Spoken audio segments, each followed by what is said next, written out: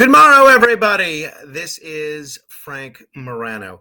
Obviously, a lot of the things that I talk about on here from time to time are kind of lighthearted, but this is something that is very serious. I don't know if you saw this article in the papers today. This is from the Daily News, this headline, but it's been covered in a lot of the papers, where apparently the correction department is set to order mandatory 12-hour tours for officers again. Once again, the New York City Department of Correction is proving that it has absolutely no regard for its officers.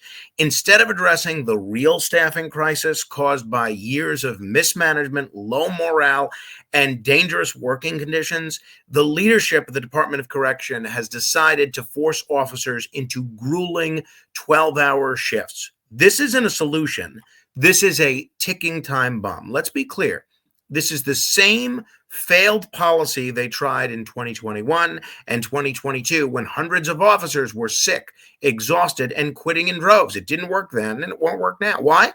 Because extending shifts without fixing the root problems just burns out the remaining workforce even faster. I'm not comparing the work that I do to a law enforcement officer at all, but I can tell you I know what it's like to work more hours than a human should be, and you're not as sharp as you should be. The president of COBA, Benny Bashio, hit the nail on the head. This plan is rushed, reckless, and completely unworkable. There's no real strategy to ensure officers actually get relieved on time, and if history is any guide, they won't. Officers will be stuck pulling in even longer shifts in one of the most dangerous work environments in the city. Meanwhile, the DOC's top brass want to pretend this is about work-life balance? Are you serious? Making officers stay even longer in jails that are already understaffed and out of control isn't balance, it's punishment. Officers already face violent attacks, unbearable stress, and now a complete disregard for their health and families. And let's not forget, staffing didn't just magically disappear. The DOC has been bleeding officers for years because no one wants to work under these conditions.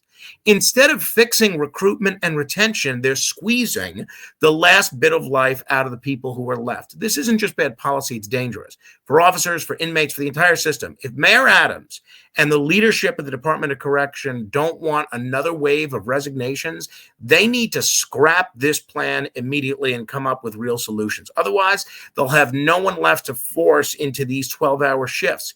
Whether I'm elected to the city council or not, and I certainly hope that I am, I can promise you that I am going to be a vociferous advocate of staffing changes like this. Check out our website, moranoforcouncil.com. Sign up for more updates. I'll see you on the campaign trail.